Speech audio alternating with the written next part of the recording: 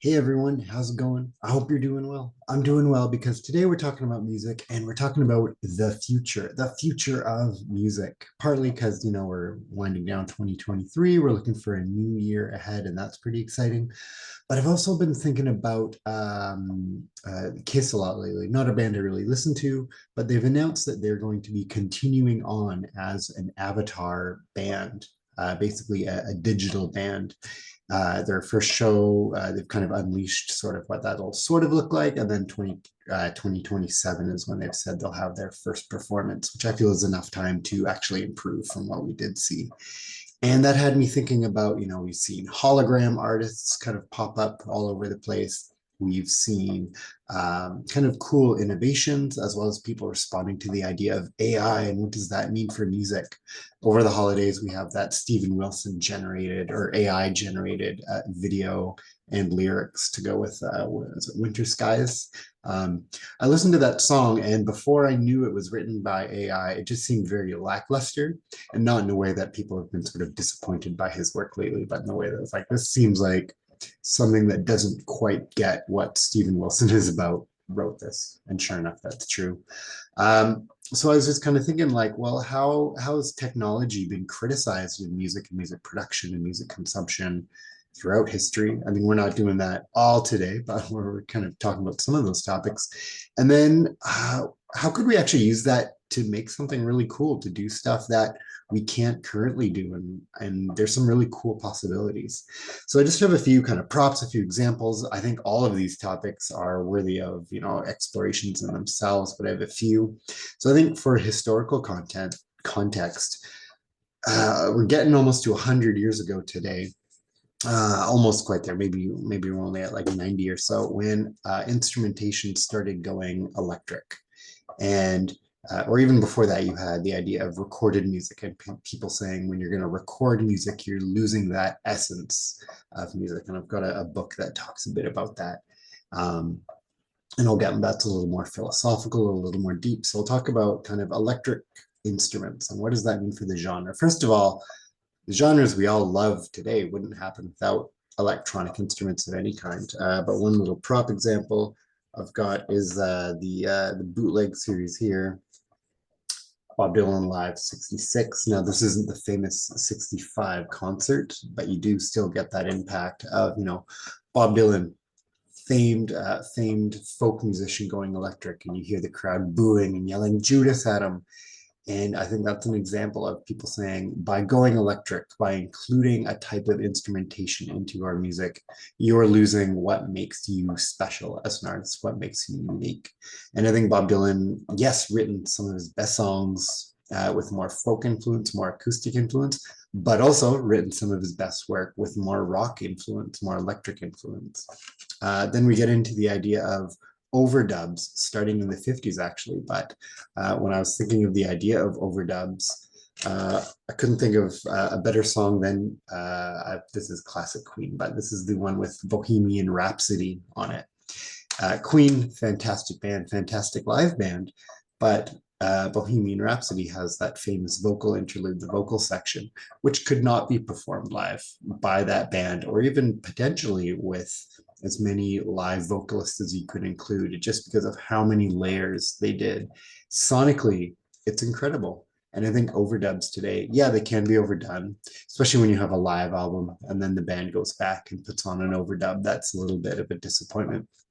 But on the other hand, bands can do things in the studio that to do live, they need to add additional members to. And that's very common today. We'll see, maybe a 3, 4, or 5 piece band tour with, additional guitar players, additional horn sections, things like that. Again, at the time, again, people criticized it saying you're losing the essence of what makes you unique. Why are you trying to include technology that you can't reproduce live? And then slowly we do get there. We find ways to do that, but that's another criticism. And then finally, not finally, we get to the idea, starting with disco and new wave music, of creating music that's entirely digital. So this is the soundtrack to a video game here called Wipeout. And again, it's like mid-90s, so we got Chemical Brothers, Prodigy, stuff like that on here. But it's a prop just to include the idea that using technology, using nothing organic, we can actually create really good and really memorable and catchy music. I was listening to this last night, and if you need motivation to get dishes done, this is the kind of music to do that. So then in the 2000s, late 20th century, we get into the criticism of auto-tune.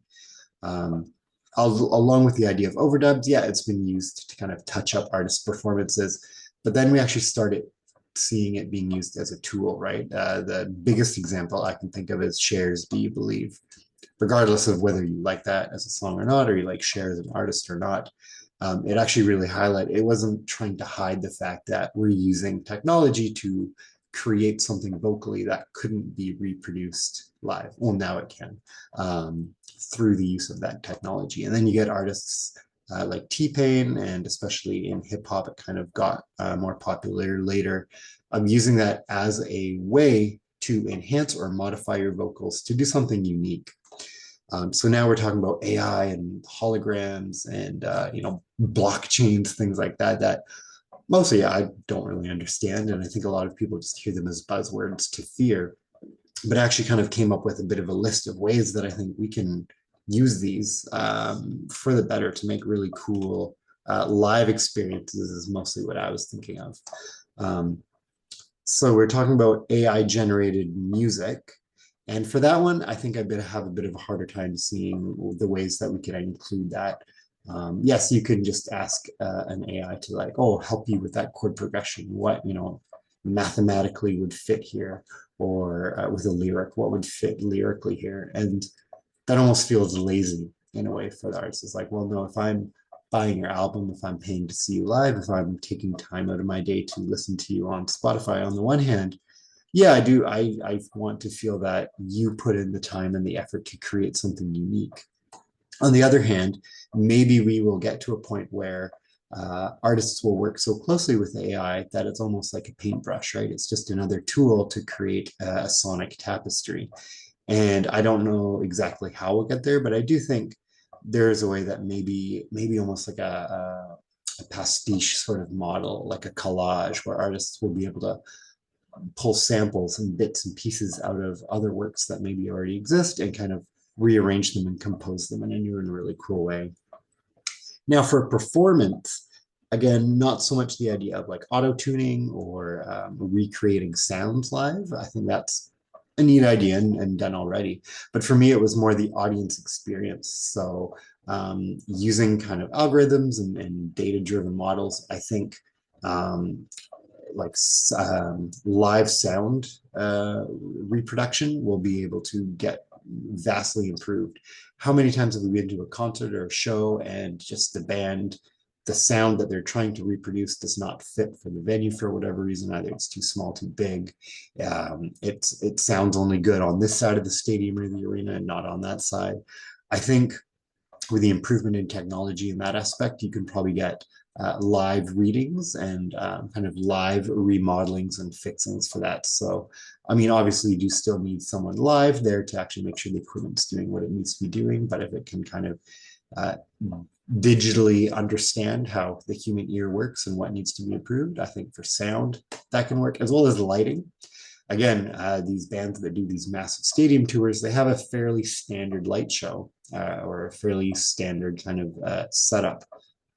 And using these models, they could kind of see like, okay, well, this venue has poor lighting built in, so it needs to kind of compensate on this aspect. And I think that would be a cool way to actually see that as well. So using these technologies, not so much from the band point of view, but from the audience point of view, how to take the work off of some of these stage techs and stage crew and actually make that work a lot easier in the same way that a band would rely on kind of auto tuning, but for other aspects as well. Virtual reality, we've seen a little bit of. We've seen, VR become more and more popular in the past few years, as well as games, or I don't want to use the word experiences. So let's say games like Fortnite having live concerts within their platform. Now, I don't think that's ever going to replace live concerts, but I do see the inclusion of, I'm sure we remember a few years ago, 360 videos being really popular. I think, you could take that, you could take the VR experience and you could potentially sell digital tickets. There are thousands and millions of people all over the world who can't see live music or can't see the artists they want to see for a lot of reasons, financial and geographic, so on and so forth. So to be able to maybe sell them a discounted ticket using this equipment, maybe, you can have a front row of cameras or a row of cameras somewhere in the audience where they can, as best as they can, recreate a live experience. They can, move their camera around, look at their friend who is kind of there as a digital avatar, look at the band, and maybe through that they can include, the band and the song titles along the bottom while they're watching, or kind of bonuses. They can like switch cameras or something like that partway through. I think that would be really cool in a way to actually open up the joy of the live concert to people that might not be able to get there otherwise. And then finally, I'm kind of ending on the idea of avatars and holograms. I haven't seen it done to a degree yet where it works. It's just sort of comes across as a video playing. And I think that's kind of as far as it's been imagined so far. It's like, this person's dead, let's sell some tickets and put them on a screen, or have, a really cool 3D model of that.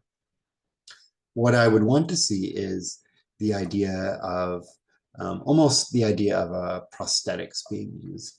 And I'm not saying, artists with disabilities need to perform a certain way, but potentially in the future, looking at these advances in technology, artists who are getting older and maybe physically are suffering from arthritis or other ailments and health issues can use technology to actually kind of recreate what they were able to perform like in their prime and have longer performing careers. And then maybe 50 years from that, I'm picturing artists using like Doc Ock style robot arms and playing 8 guitars at once. But that's further down. We'll get there.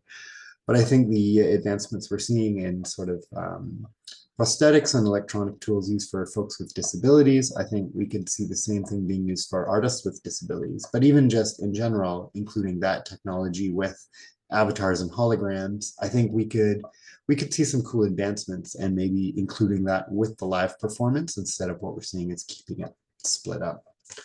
So all that's to say that in the back of your mind, you've got that notion of what are we losing? What are we gaining? And I've kind of covered what we can gain, but what are we losing? Walter Benjamin, who's a great philosopher, has this essay that I really, really enjoy called The Work of Art in the Age of Mechanical Reproduction. Here you have the mechanically reproduced title there. It's not going to focus. And he touches on a lot of things, and he's mostly talking about fine arts and visual arts. What does it mean that you can get a postcard of the Mona Lisa? Does that take away from its physical aspect? I don't remember the artist's name. I should have looked it up, but there's the famous artist who took a postcard of the Mona Lisa, drew a mustache on it called à la Chaki, and then sold that as their own work of art, and then made their follow-up, which is that image with the mustache erased, and made that comment about what is art. And some of the things that he talks about in his essay is the aura of authenticity, which is something that I think as humans, as people, as a culture, community, we sort of pick up on. Sometimes on the personal level, we say, hey, that person's being really fake. They're a big phony. And I think with art, we can pick up on that. That Steven Wilson track, it's fine. It's totally passable. But even listening to it, I had that hunch that like something isn't very Wilson-y about this. However, Steven Wilson as an artist actually really embraces new technology. And I think because of that, the mixing work and the remixes and remasters we've had from him are fantastic. So why are we fighting against something? I think we're at the stage right now where we're going to see a lot of stumbles and fumbles before we see the successes, which is how you're going to get there. Another idea is which we kind of touched on, the democratization. It's a tough word. Making art more democratic. There we go. By increasing global access, maybe we're losing something really unique and special to one degree, but we're actually opening it up to a larger community. And I think when we open art and culture up to a larger community, we actually get to the point where we can understand each other better. We can see what's important to us and find those commonalities and say that experience that you'd share musically or vocally or through the written word, something about, love or family or finding your bliss, finding your passion. I've got that experience too. And maybe the words are different, maybe the sound is different, but it's really cool that we have that in common and can share that. One thing he does talk about, which really resonates for me, is this idea of the unique moment in art. So it's the idea of creation. When does art become created? Is it through the performance of art? Is it with the idea of art? Now, for me, I am involved with arts in a variety of different ways, but the primary way is through improvised theater and improvised comedy. Now, improv, the reason I like it is because it's actually just a way to produce something. It's a way to produce a form of theater or comedy. So you can't improvise a song. You can't improvise a work of art. But the thing about that is when you're getting an AI generated model to do that, is that aspect of the unique moment of creation totally gone? Because improv as an art form relies entirely on that unique moment of creation and sharing that moment with the audience. So if you get rid of that, what's left is your output. Improv as an art form is not about the output. So that kind of resonated for me. As well, I think generally you're now into the idea of the mass consumption of music and the production of music. And we see that all the time with algorithms, especially Spotify as a tool. It's great. I listen to so many artists that I wouldn't check out otherwise. YouTube, I get video recommendations all the time, and I've found a really cool community through YouTube saying, hey, watch this person, listen to this. At the same time, especially I notice on shorts, you get stuck in an echo chamber. It will learn what you like and only show you that. However, I think it can get to the point where it can learn what you like and then push now and then, say, well, maybe try this, maybe try that, and kind of explore outside of the realm that you're comfortable with.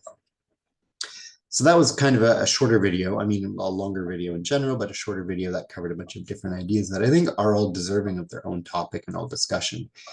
Generally speaking, though, I think we're at the point where we're seeing the seeds of these tools that I think can be used for the future. And it's all about how they're used, right? Yeah, they can be used to just push out more commercial schlock.